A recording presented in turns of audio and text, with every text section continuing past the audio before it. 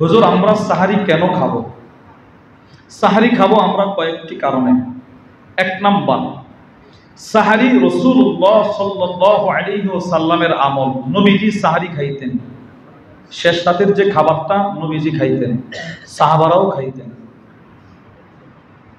বুখারী শরীফের বর্ণনা, রাসূলুল্লাহ সাল্লাল্লাহু আলাইহি ওয়াসাল্লামের সাহাবী যায়েদ ইবনে সাবিত বলেন, তাসাহহারনা মা রাসূলিল্লাহি সাল্লাল্লাহু আলাইহি ওয়াসাল্লাম। যায়েদ ইবনে সাবিত রাদিয়াল্লাহু আনহু বলেন, আমরা নবীজির সাথে সাহারি খাইছি। সুবহানাল্লাহ বলেন, নবীজির সাথে আমরা সাহারি খাইছি। এক নাম্বার, আমরা সাহারি খাবো কেন বলেন তো? নবীজি খাইছেন, সাহাবারা খাইছেন, এজন্য। দুই নাম্বার, সাহারি আমরা কেন খাবো? সাহারি হচ্ছে, রাসূল বলেন, সাহারি হচ্ছে সবচাইতে পবিত্র খাবার। সুবহানাল্লাহ বলেন, সাহারি সবচেয়ে পবিত্র খাবার এবং বরকতময় খাবার। নাসাই শরীফের বর্ণনা, ওয়া আনিল ইরবাদ ইবনে সারিয়া রাদিয়াল্লাহু তাআলা আনহু قال, ইরবাদ ইবনে সারিয়া রাদিয়াল্লাহু তাআলা আনহু বলেন, দাখালতু আলান নবী সাল্লাল্লাহু আলাইহি ওয়াসাল্লাম, আমি রাসূলুল্লাহ সাল্লাল্লাহু আলাইহি সাল্লামের ঘরে প্রবেশ করলাম।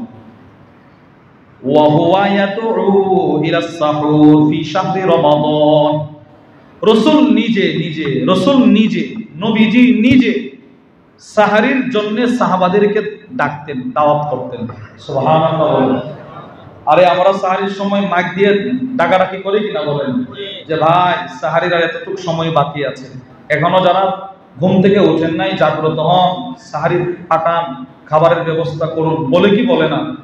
স্বয়ং নবীজি রাসূল সাহারির জন্য সাহাবাদেরকে ডাকতেন। কি বলে ডাকতেন জানেন? নবীজি বলতো, হালুম্মু ইলাল গাদাইল মুবারাক, তোমরা সবাই বরকতপূর্ণ পবিত্র খাবার সাহারির দিকে তাড়াতাড়ি আসো। সুবহানাল্লাহ। তাহলে আমরা এই হাদিস থেকে বুঝলাম সাহারি পবিত্র খাবার। বলেন, সাহারি পবিত্র খাবার। মুসলমানের সাহারিটা পবিত্র খাবার, বরকতপূর্ণ খাবার। তিন, সাহারি আমরা কেন খাবো?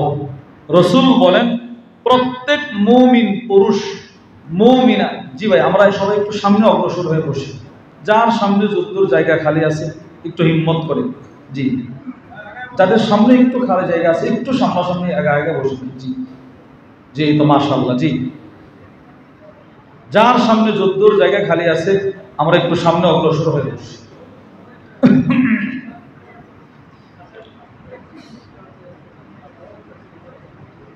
এই তো মাশাআল্লাহ, জি।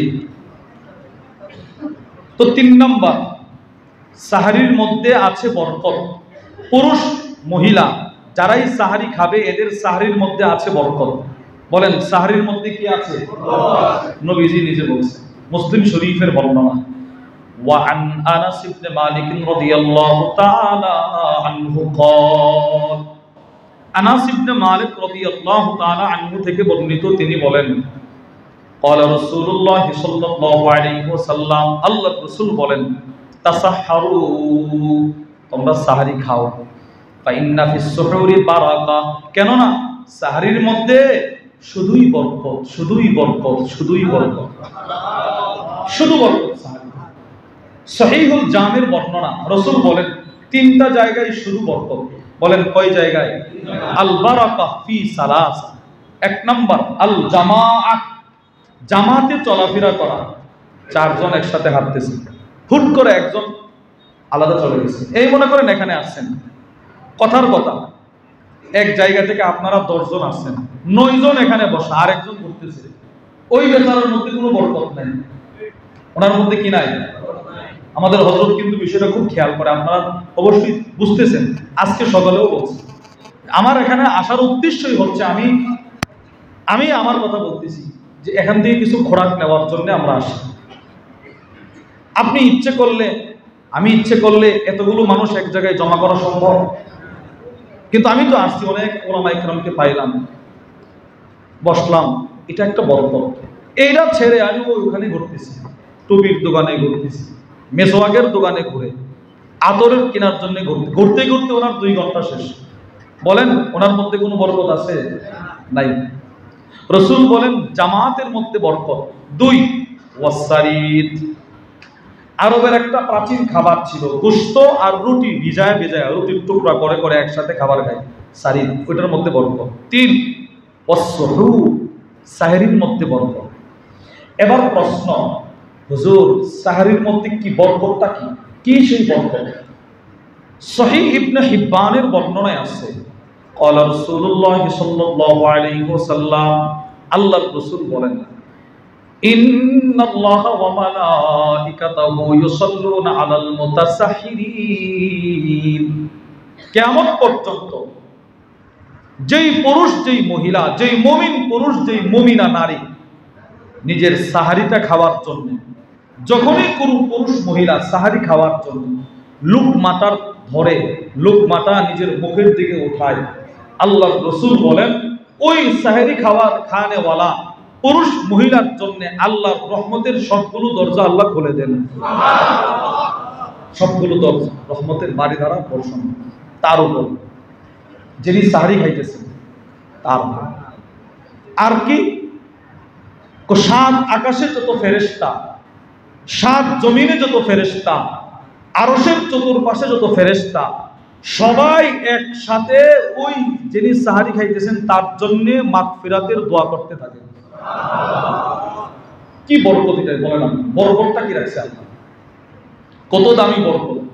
সাহারির মধ্যে বরকত আছে না নাই বলেন?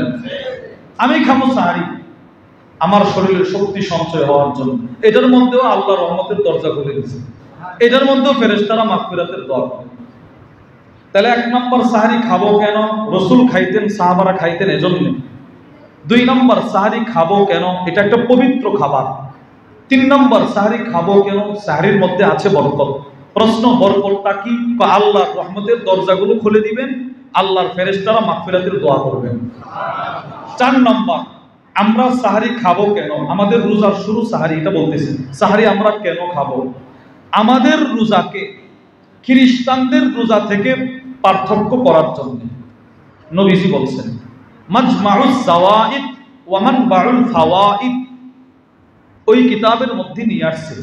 আল্লামা নুরউদ্দিন আল হাইসামি গালিব আপনি লিখছেন, রাসূলুল্লাহ সাল্লাল্লাহু আলাইহি সাল্লাম বলেন, ফাসলু মা বাইনা সিয়ামিনা ওয়া সিয়ামি আহলিল কিতাব, আমাদের রোজা আর খ্রিস্টানদের রোজার পার্থক্যটাই হলো আকালাতুস সাহার, সাহারি খাওয়া। সাহারি, এই যে সাহারি বলা হয় রমাদানুল মুবারকের রোজা রাখার উদ্দেশ্যে ভোর রাতে যে খাবারটা মানুষ খায় ওইটা খাওয়া। আমরা খাই, খ্রিস্টানরা খায় না, এরা ওই সময় সাহারিটা খায় না। তো আমাদের সাহারি কেন খাবো? খ্রিস্টানদের রোজার সাথে আমাদের রোজার পার্থক্য করার জন্য। 4 5 নম্বর, আমরা সাহারি কেন খাবো? রাসূল বলেন, তোমার শরীরে যেন সারাদিন ইবাদত করতে পারো, সেই শক্তি যেন সঞ্চয় হয়, এজন্য সাহারি খাইবা। সাহারি যত দেরিতে খাওয়া যায়, ইফতার যত দ্রুত করা যায়, সময় হওয়ার পর সাহারি যত দেরিতে খাওয়া যায়, ইফতার যত দ্রুত করা যায়। রাসূল বলেন, আজ্জিলুল ইফতার, ইফতার দ্রুত করবা, সময় হওয়ার আগে না, সময় হওয়ার পর। আর সাহারি দেরিতে খাইবা। এবার আসেন 4th পয়েন্ট, আমাদের রোজা শুরু সাহারি, শেষ ইফতার। সাহারির মধ্যেও থাকতে হবে খেজুর, ইফতারের মধ্যেও থাকতে হবে খেজুর। বলেন আমাদের সাহারিতে কি থাকবে? খেজুর তো থাকবে। এটা ছাড়া বাদ বাকি যেই দেশের যেই কৃষ্টি কালচার, অনেক দেশের মানুষ আছে এরা ভাত খাইতে পারে না, রুটি খায়া রোজা রাখে। অনেক দেশের মানুষ এরা পায়েস খায়া রোজা রাখে। আর আমরা যারা বাংলাদেশের মানুষ, আমাদের ভাত লাগে, ভাত তরকারি খায় আমরা কি সাহারি করি। যেটাই খাই না কেন আমাদের খেজুর থাকতে হবে। কেন বললাম? খেজুর হলো শরীয়তে ইসলামে একটা গুরুত্বপূর্ণ দামি ফল। সুবহানাল্লাহ বলেন। শরীয়তে ইসলামে খেজুরের দাম আছে। শরীয়তে ইসলামে খেজুর যেই গাছে ধরে ওই গাছেরও দাম আছে। আজীব কথা, খেজুরের দাম। আবু দাউদ শরীফের বর্ণনা, আপনি কেন খেজুর খাবেন?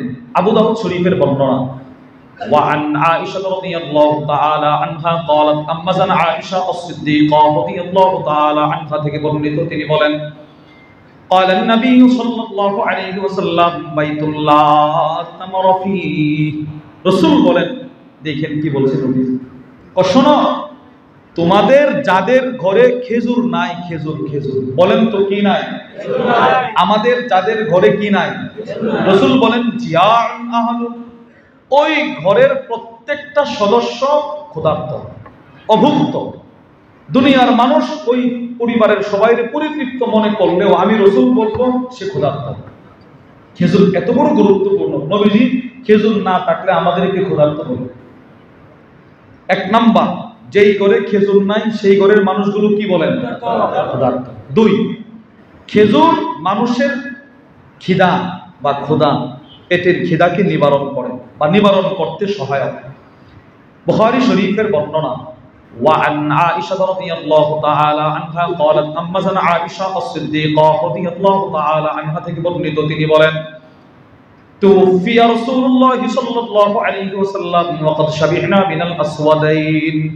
আম্মা জান বলেন, আল্লাহর নবীর ইন্তেকালের পর দুইটা কালো জিনিস দিয়ে আমরা আমাদের পেটের খিদা নিবারণ করতাম। রাসূলের ইন্তেকালের পরে দুইটা কালো জিনিস দিয়ে আমরা আমাদের পেটের খিদা নিবারণ করছি। এক, আত-তামার, খেজুর। এক নম্বর কি? দুই, আল-মা, পানি। আম্মা জান বলেন খেজুর আর পানি দিয়ে আমরা পেটের খিদা নিবারণ করতাম। খেজুর মানুষের পেটের খিদা নিবারণ করে, এই হাদিস থেকে আমরা বুঝলাম। আরেকটা হাদিস শুনি, মুসলিম শরীফের বর্ণনা। এই হাদিসের বর্ণনাকারীও আম্মা জান আয়েশা আস-সিদ্দিকা রাদিয়াল্লাহু তাআলা আনহা। আম্মা জান বলেন, জাআতনি মিসকিনা, আমার ঘরে এক অসহায় মহিলা আছে, ওয়া তাহমিলু ইবনাতাইনি লাহা, মহিলাটার দুই কোলে দুইটা কন্যা সন্তান। আমারে বলতেছে, আম্মা জান, আমি কয়েকদিন যাবত পেটে কোনো খাবার নাই, পেটের খিদায় আছে, আমার বুকে দুধ নাই, বাচ্চাগুলোরও খাবার নাই, আপনার কাছে কি কোনো খাবার হবে? দেন না আমারে, আমার পেটের খিদাটা নিবারণ করি। ফাআতআমতুহা সালাসাতা মারাত, আম্মা জান বলে ওই মহিলাটাকে আমি 3টা খেজুর দান করলাম। মহিলারও অভিযোগ পেটে খিদা, আর আম্মা জান দিলেনও 3টা খেজুর, হয়তো ছেলেরই 3টা খেজুর, 3টা দিয়ে দিছে। এবার মহিলা নিজের 2টা মেয়েদের 2টা খেজুর দিছে, নিজের বন্টনের খেজুরটা মুখের দিকে উঠাইছে খাবে। দুটোটা মেয়ে যার যার খেজুর খায়া মারে বলে, আম্মা আপনার খেজুরটা আমাদেরকে দিয়ে দেন, আমাদের পেটের খিদা নিবারণ হয় নাই। মা মায়ের বন্টনের খেজুরটা না খায়া মেয়েগুলোরে বন্টন করে দিয়ে দিছে। দুটোটা মেয়ে 1.5 করে খেজুর খাইলো, এদের পেটের খিদা নিবারণ হয়ে গেছে। সুবহানাল্লাহ। তাহলে খেজুর মানুষের পেটের খিদা নিবারণ করে কিনা বলেন? 1.5টা খেজুর আর দূরে দিল, আমাদের তো 1 প্লেট ভাত লাগে, 1.5 প্লেট 2 প্লেট ভাত খাইলে এনে পেটের খিদা নিবারণ হয়। এই গতকালকে এই যে কথাগুলো আপনাদেরকে বলতেছি, এটা কোম্পানিগঞ্জে এক জায়গায় বলছি, বলার পরে একজন ডাক্তার মানুষ, উনি বলতেছে, হুজুর আমি গত কয়েক মাস আগে উমরায় গেছি, হুজুর আমি কখনো খাজুর, উনি খাজুর বলতেছে, মানে খাজুর খাইতে পারি না, খেজুর আমি কখনো খাইতে পারতাম না, খাইলে আমার সমস্যা হতো বা ভয়ে খাই না, এটা গরম খাবার। তিনি বলেন, কিন্তু আশ্চর্য, আমি মদিনায় গেছি, আমার মনে একটা ভালোবাসা আসছে, কিরে রসুলের দেশে আসলাম, নবীজি যেই জমিনে ঘুমায়া দিয়েছিল, এই জমিনে যে খেজুর গাছগুলো, ওই খেজুর গাছ খাইলে কতই না সৌভাগ্য, একটা খেজুর খাইতে দিই। ইনি বলে, হুজুর আমি একটা খেজুর খাইছি সকালে, আবার রাত্রে 8টা বাজে ভাত খেয়েছি, আমার পেটে কোনো খিদাই অনুভব হয় না। আসলেই রসুল যে বললেন খেজুর মানুষের পেটের খিদা নিবারণ করে, এটা আসলেই কি যথার্থ? সুবহানাল্লাহ বলেন, আসলেই সত্যি। তাহলে খেজুর পেটের খিদা নিবারণ করে, সহায়ক। 1 নাম্বার, যেই ঘরে খেজুর নাই ঘরের মানুষগুলো অভুক্ত। 2 নাম্বার, খেজুর পেটের খিদা নিবারণে সহায়ক। 3 নাম্বার, আপনি যে খেজুরটা খাবেন, খেজুরটা খাওয়ার কিছু নিয়ম আছে, নিয়ম। রসুল যেইভাবে খাইছেন আপনি সেইভাবে খাবেন। নবীজি কেমনি খেজুর খাইছেন? আবু দাউদ শরীফের বর্ণনা, ওয়ান আব্দুল্লাহ ইবনে জাফর রাদিয়াল্লাহু তাআলা আনহুমা ক্বাল, হযরত আলী ইবনে আবি তালিব রাদিয়াল্লাহু তাআলা আনহুর আপন ভাই জাফর ইবনে আবি তালিবের ছেলে আব্দুল্লাহ ইবনে জাফর, তিনি বলেন, কানা রাসূলুল্লাহ সাল্লাল্লাহু আলাইহি ওয়াসাল্লাম ইয়াকুলুল কিসা বির-রুতাব, নবীজি শশা খাইতেন খেজুরের সাথে। কি খাইতেন বলেন? মানে শশা আর খেজুর নবীজি একসাথে খাইতেন। তো আপনি সাহারিতেও একটা শশা একটা খেজুর খাবেন, ইফতারেও খাবেন, নবীজি খাইছেন। কেন খাইছেন নবীজি এটাও বলতেছেন। তাহলে এক নাম্বার, রসুল খেজুর খাইতেন কিসের সাথে? মানে সব সময় না, ফাঁকে ফাঁকে খাইতেন। কেন খাইতেন এটা বলতেছেন। দ্বিতীয়, তরমুজ, তরমুজের সাথে রসুল খেজুর খাইতেন। সুবহানাল্লাহ। নবীজি তরমুজের সাথে কি খাইতেন? খেজুর খাইতেন। আম্মাজান আয়েশা আস-সিদ্দিকা রাদিয়াল্লাহু তাআলা আনহা বলেন, কানা রাসূলুল্লাহ সাল্লাল্লাহু আলাইহি ওয়াসাল্লাম ইয়াকুলুল বিত্তিখা বির-রুতাব। নবীজি তরমুজের সাথে খেজুর খাইতেন। খায়া কি বলতেন জানেন? নবীজি তরমুজ আর খেজুরটা খাওয়ার পরে সাহাবাদেরকে বলতেন, নাকসিরু হাররাহাদা বিবারদিহাদা। সাহাবারা শোনো, খেজুর হলো একটা গরম খাবার, তরমুজ হলো একটা ঠান্ডা খাবার। শুধু গরম খাইলে এও পেটে সমস্যা, শুধু ঠান্ডা খাইলে এও সমস্যা। আমি রাসূল খেজুরের গরমকে তরমুজের ঠান্ডা দিয়ে নিয়ন্ত্রণ করলাম, আর তরমুজের ঠান্ডাকে খেজুরের গরম দিয়ে নিয়ন্ত্রণ করলাম। আপনি খাবেন? বলেন ইনশাআল্লাহ। নবীজি খাইছে, আমিও একবার খাবো, এগুলো খাবার নিয়ন্ত্রণ। তাহলে আমাদের সাহারিতেও খেজুর থাকবে, ইফতারেও কি থাকবে? বলেন, খেজুর থাকবে। সাহারিতে খেজুরটা, এতদিন আপনি দুধ আর কলা দিয়ে খাইছেন, এখন থেকে আপনি খেজুর আর দুধ দিয়ে খাবেন। অর্থাৎ নবীজি বলেন, নি'মা সাহুরুল মুমিন আত-তামার। একজন মুমিনের সাহারিতে খেজুর থাকলে ওই সাহারিটার চাইতে উত্তম সাহারি হতে পারে না। আমরা সাহারির সময় খেজুর রাখি, হ্যাঁ খেজুর রাখবো, বলেন ইনশাআল্লাহ। সাহারিতেও থাকবে কি? খেজুর। ইফতারেও থাকবে। নবীজি ইফতার করতেন, রাসূল মানে ইফতারের সময় খেজুর না খায় কিছু খাইতেন না। আম্মাজান বলেন, আল্লাহর রাসূল কানা রাসূলুল্লাহ সাল্লাল্লাহু আলাইহি ওয়াসাল্লাম, নবীজি কয়েকটা খেজুর খাইতেন। ক্বাবলা আইয়ুসাল্লি, মাগরিব পড়ার আগে তাজা খেজুর, তাজা রুতাবা, তাজা খেজুর খাইতেন। তাজা খেজুর না থাকলে ফাইল্লাম তাকুন রুতাবাত ফাতুমাইরাত, শুকনা খেজুর খাইতেন। যদি খেজুর একদম নাই, আসা হাসাওয়াতিন মিম্মা, কিছু একদম পানি রাসূল পান করতেন। তাহলে প্রথম ছিল রাসূলের ইফতার খেজুর। প্রথম কি ছিল বলেন? খেজুর। তাহলে আমরা কয়েকটা কথা শুনলাম। এবার আসেন, নবীজি দেখেন কত সতর্ক রাসূল, কত সতর্ক। আল্লাহর রাসূল বললেন, এত এত খেজুরের গুণগান পাইলাম, তুমি খেজুরটা কিনাই মুখে দিও না। রাসূল বলে, খেজুর খাওয়ার পূর্বে খেজুরটারে ছিঁড়তে হবে, ভেতরে চেক করতে হবে পোকামাকড় আছে না নাই। সুবহানাল্লাহ বলেন। নবীজি এগুলো করতেন। আবু দাউদ শরীফের বর্ণনা, উতিয়ান নবী সাল্লাল্লাহু আলাইহি ওয়াসাল্লাম বিতামরিন আতীক। রাসূলুল্লাহ সাল্লাল্লাহু আলাইহি ওয়াসাল্লামের কাছে পুরাতন কিছু খেজুর হাদিয়া আছে, খেজুর পুরাতন। ওয়াজাআলা ইউফাত্তিশুহু ওয়া ইখরিজুস সুসা মিন। নবীজি খেজুরগুলো নিয়ে নিয়ে ছিঁড়তেছেন, দেখতেছেন, আর খেজুরের ভেতর থেকে পোকা, ছোট ছোট পোকা বের করতেছে। সুবহানাল্লাহ বলেন। এই নবীজি আমাদেরকে বুঝাইতে চাইলেন যে খেজুর পাইলেই না দেখা মুখে দিও না, তুমি ছিঁড়বা, দেখবা, এরপরে খাইবা। এবার সর্বশেষ খেজুর সম্পর্কে সর্বশেষ কথা, সেটি হলো যদি পারেন আজওয়া খেজুরটা খাবেন। বলেন, যদি পারেন কোন খেজুরটা? সামর্থ্য থাকলে আজওয়া খেজুরটা খাওয়া। কেন? মুসলিম শরীফের বর্ণনা, আল্লাহর রাসূল বলেন, আল আজওয়া মিনাল জান্নাহ।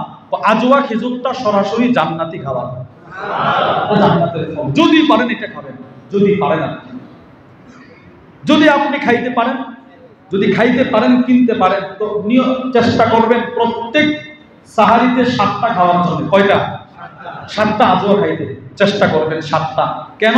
মুসলিম শরীফের বর্ণনা, আল্লাহর রাসূল বলেন, আমার কোন উম্মত মান তাসাব্বাহা বিসাবঈ তামারাত আজওয়াতান, আমার কোন উম্মত যদি প্রতিদিন সকালে 7টা আজওয়া খেজুর খাইতে পারে, লাম ইয়াদুররুহু যালিকাল ইয়াউম, আমি রাসূল বলে দিলাম ওই দিন বড় ধরনের কোন রোগ ব্যাধি তাকে আক্রমণ করবে না। তাহলে আমাদের সাহারিতেও থাকবে কি? বলেন, ইফতারেও কি থাকবে? হ্যাঁ, শুধু নিজে খাইলে হবে না, যার সামর্থ্য নাই তার ব্যবস্থা করে দিন।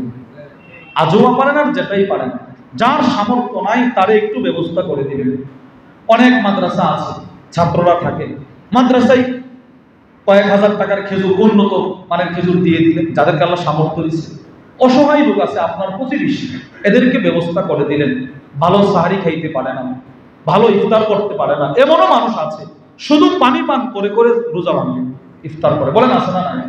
হ্যাঁ, নিজের উপার্জনের হালাল একটা অংশ এই রমজানে দান করবে।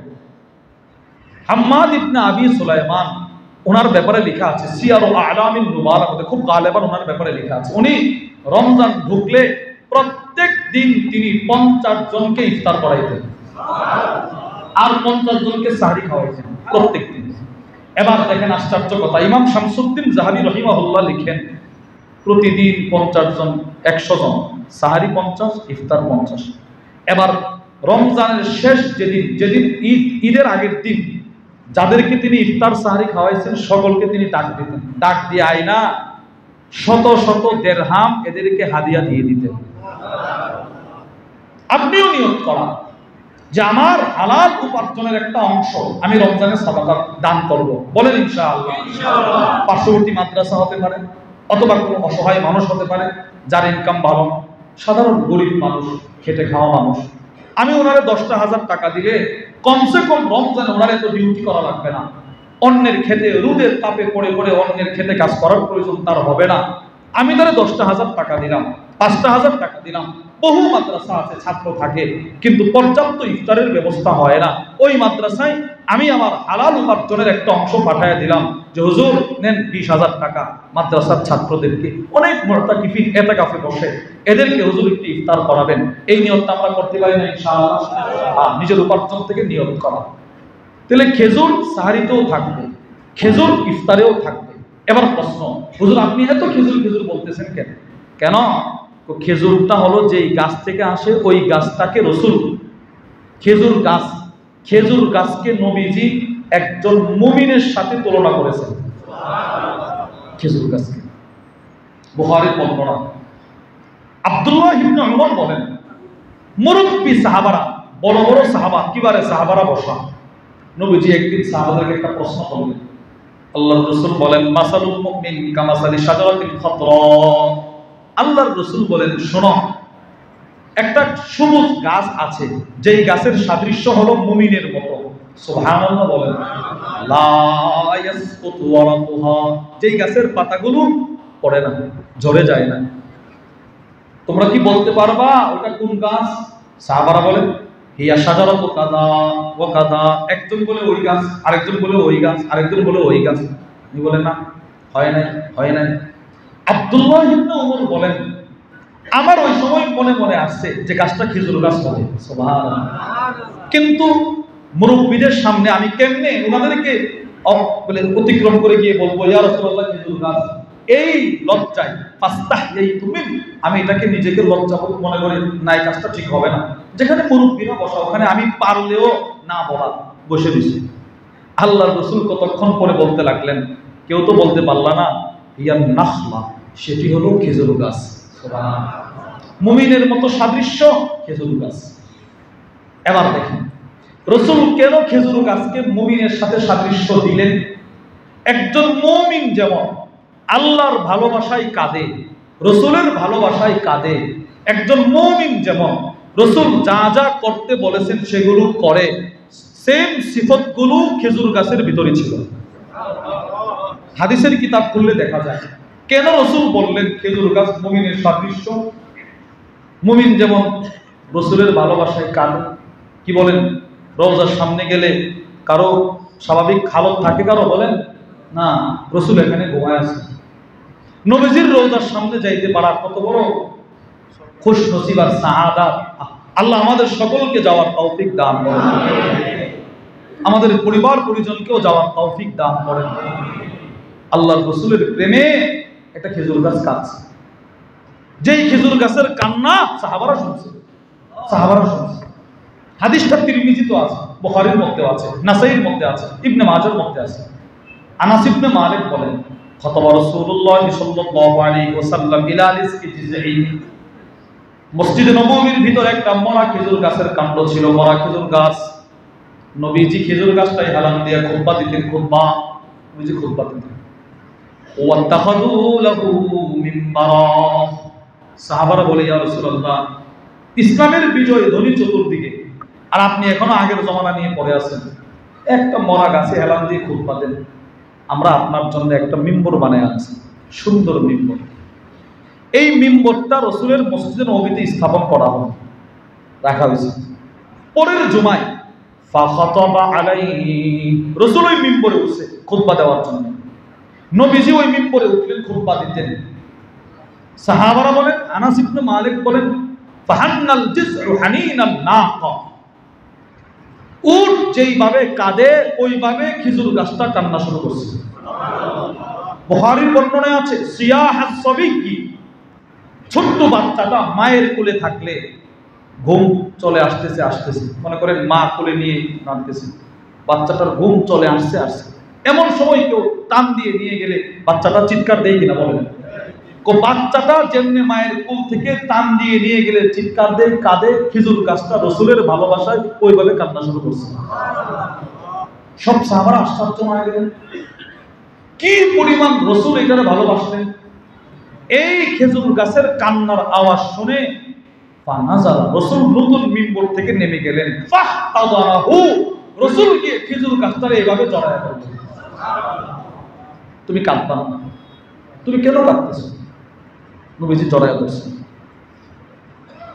আল্লাহ রসুল শুধুই মাত্র খেজুর গাছটাকে জড়ায় ধরেন নাই। নবীজি বলে, সাহাবারা শোনো, লাউলাম আহতাদিবু লাহান্না ইলা ইয়াউমিল কিয়ামা, আজকে এটার প্রেম যদি আমি নিজে বুকে না নিয়ে নিভাইতাম, তাহলে এটা কিয়ামত পর্যন্ত এখানে দাঁড়ায় দাঁড়ায় কাঁদতো। বিশ্বের যত হাজী সাহেব হজ করতে যাইতো, এরা এটার কান্না শুনতো। আমি চাই না, এই জন্য এটার ভালোবাসা আমি এখানে থামাই দিচ্ছি। খেজুর গাছ রসুলের প্রেমে কাঁদছে। একজন মুমিন যেমন নবীর প্রেমে কাঁদে, খেজুর গাছ কাঁদছে। এই জন্য আল্লাহ রসুল বলছে, মাসালুল মুমিন কামাসালি শাজারাতিন খাদরা, একজন মুমিনের দৃষ্টান্ত ওই সবুজ গাছের মতো, খেজুর গাছ। এবার দেখেন, এটা কাঁদছে, এবার খেজুর গাছ নবীজির কথাও শুনছে। সুবহানাল্লাহ। তিরমিজি শরীফের বর্ণনা, আব্দুল্লাহ ইবনে আব্বাস রাদিয়াল্লাহু তাআলা আনহুমা থেকে বর্ণিত, তিনি বলেন, এক গ্রাম্য বিধর্মী মুশরিক নবীজির দরবারে আসে। লোকটা মুশরিক কিন্তু সহজ সরল, এসে নবীরে প্রশ্ন করে, ইয়া রাসূলুল্লাহ বিমা আ'রিফু আন্নাকা নাবিয়্যুন, আচ্ছা আপনি যে নবী এটা আমি বিশ্বাস করব কেন? নবীরে বলতেছে, আপনি যে নবী এটা আমি চিনব কেন? আমার বলেন আপনি। আল্লাহ রসুল তো আশ্চর্য। নবীজি কি বলে জানেন? আল্লাহ রসুল বলেন, ইনদাউতু হাযাল ইক্কা মিন হাযিহিন নাখলা, ওই যে খেজুর গাছটা দেখা যায়, বলেছি খেজুর গাছের ছত্রাগুলো দেখছো, কাদিগুলো দেখছো, খেজুরের ফুল, খেজুর যে ধরতেছে, বলেছি। আল্লাহ রসুল বলেন, ওই খেজুর গাছের ফুল আর খেজুরগুলো, খেজুরের ছত্রাগুলো, কাদিগুলো যদি ডাক দিয়ে আমি আমার কাছে আনতে পারি, আতাশহাদু আন্নী রাসূলুল্লাহ, তুমি কি সাক্ষ্য দিবে আমি আল্লাহর রাসূল? তুমি বলো আমারে।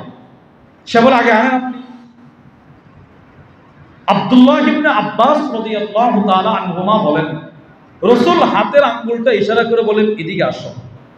ফাজাআলা ইয়াসু, সাথে সাথে খেজুরের ফলগুলো, খেজুরের কাদিগুলো দৌড় দিয়া নবীজির পা মুবারকের সামনে চলে আসছে। সুবহানাল্লাহ। মুমিন রাসূল এমনিতেই মুমিন বলে নাই, খুব ভেবে চিন্তে রাসূল মুমিন বলছে। মুমিনের সাদৃশ্য নবীজি বলে দিয়েছেন। একজন মুমিন যেমন, আবু বকর এদিকে আসেন, আবু বকর দৌড়ে চলে আসতেন। ওমর এদিকে আসেন, ওমর ইবনুল খাত্তাব রাদিয়াল্লাহু তাআলা আনহুমা দৌড়ে চলে আসতেন। ওসমান রাদিয়াল্লাহু আনহু এদিকে আসেন, দৌড়ে চলে আসতেন। বদর যুদ্ধে যাব, সাহাবারা বলে ডান দিকে আসি, বাম দিকে আসি, সামনে আসি, পিছনে আসি।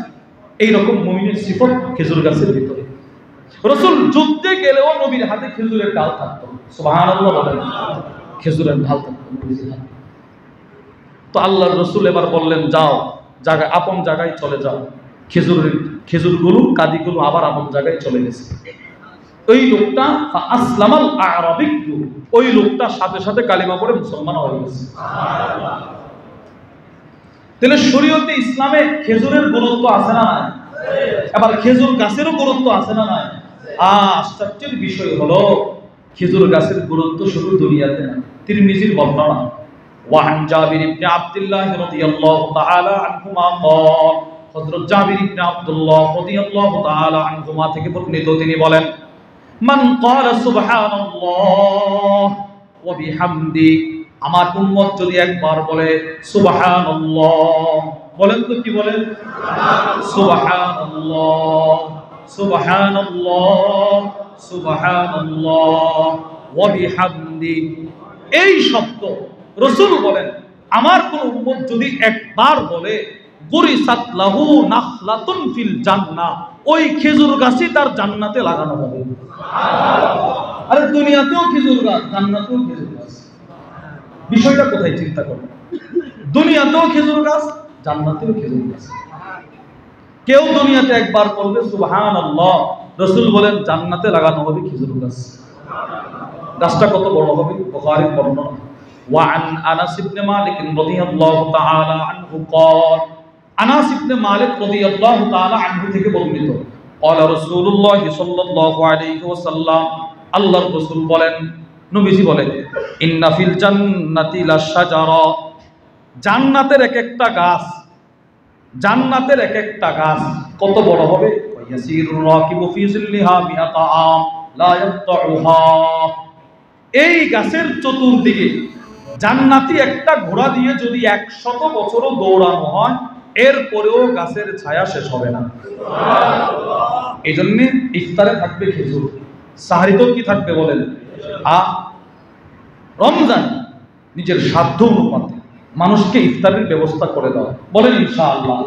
হ্যাঁ, সাহরির ব্যবস্থা করে দেওয়া। হ্যাঁ, প্রতিবেশীকেও দিবেন, নিকটবর্তী যে মাদ্রাসাগুলো আছে যার যেখানে পছন্দ ওখানেও নিজের হালাল উপার্জনের একটা অংশ রেখে দিবেন। হুজুর আপনি ইফতার করবেন, ছাত্রদেরকে ইফতার করাবেন, হ্যাঁ, যারা এতেকাফ বসবে এদেরকে ইফতার করাবেন। আমরা এই নিয়ত করতে পারি না ইনশাআল্লাহ? আল্লাহ আমাদের সকলকে যেইভাবে রমাদানুল মুবারক কাটাইবে আল্লাহ আল্লাহর রাসূল খুশি ওইভাবে কাটানোর তৌফিক দান করেন। ওমা আলাইনা ইল্লাল বালাগ। আমরা কেউ না উঠি ভাই, আজান হবে, আজানের পরে সময়